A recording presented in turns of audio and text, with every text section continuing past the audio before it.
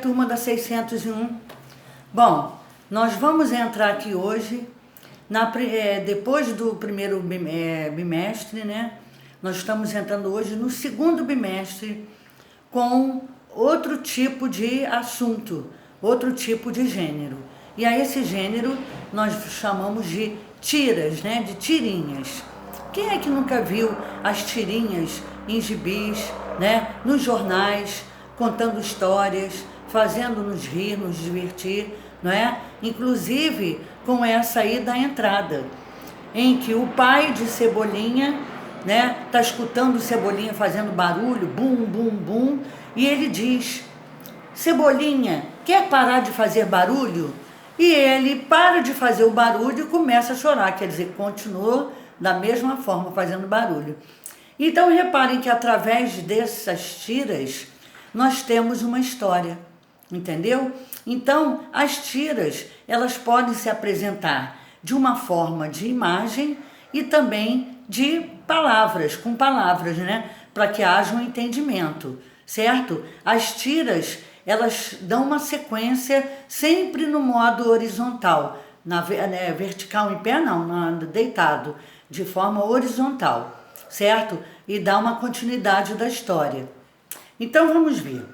O ser humano sempre buscou formas de se comunicar, empregando não só a língua escrita, mas diferentes linguagens, como a fala, a música, a pintura, os gestos e a língua de sinais.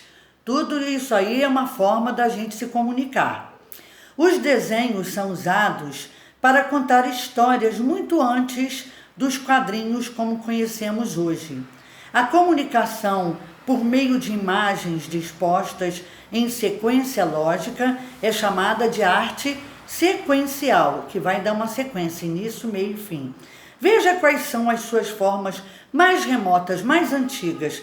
Houve, na época, a pintura egípcia, não é? Eram pinturas que também eram utilizadas para comunicação, certo?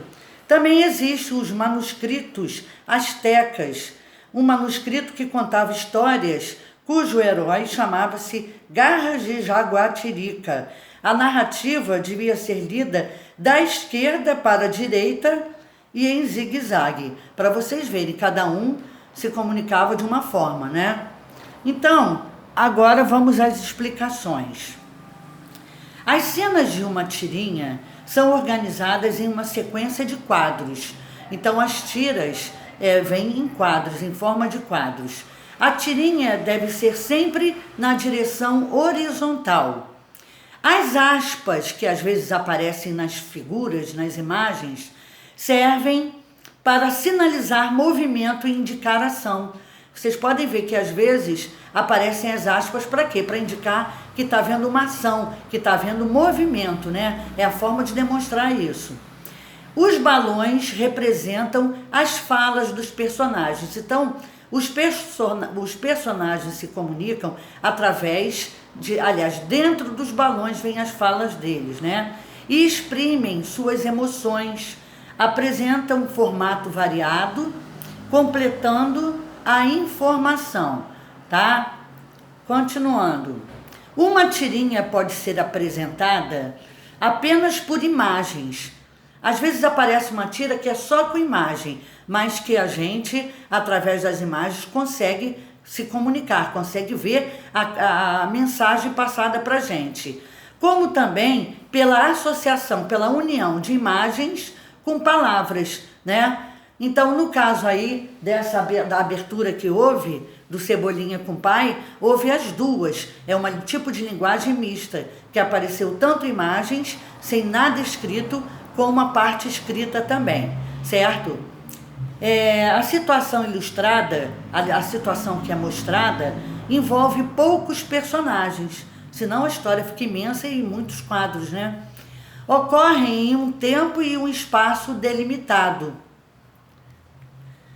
Os veículos de comunicação, né, por onde a gente pode encontrar as tiras, em revistas, né, e nos gibis, muitas histórias em gibis aí, de Mônica, Cebolinha e por aí vai, né? São através de quadros, através de tiras, né? Então aparecem em revistas, nos livros, no próprio livro de vocês, vocês vão ver quantas tiras vão aparecer, né? Daqui para frente. Aparecem também as tirinhas em jornais, que é para a gente poder se divertir, né? E em sites da internet, é só vocês procurarem tiras que vocês vão encontrar aos montes, né? O objetivo das tiras, das tirinhas, é entreter, é fazer passar o tempo, né? É segurar a pessoa ali prestando atenção. Também ensinar alguma coisa, né, de positivo e divertir o leitor, certo? O público-alvo pode ser o público em geral. Qual é adulto também que não gosta de uma história em quadrinhos, não é? Todo mundo gosta, né? Em forma de tiras. As características das tirinhas é organizada em quadros, como vocês já sabem, né? Numa sequência horizontal, nunca na vertical. Pode apresentar só imagens e imagens com textos verbais, ou seja, pode aparecer só em forma de imagens, sem uma palavra escrita, ou também pode aparecer das duas formas, com imagens e textos verbais, ou seja, com palavras, uso de palavras, né, misturados no meio. E pode também ser apresentada, aliás, pode apresentar balões de falas. Na nossa escrita, a gente usa para poder falar, né, o uso dos travessões, certo? Para indicar a fala do personagem, de quem está falando. Já nas tirinhas, é representado as falas dentro dos balões, certo? Então, essa matéria é muito simples, fácil, e lembre-se, dentro delas existem dois tipos de forma, né?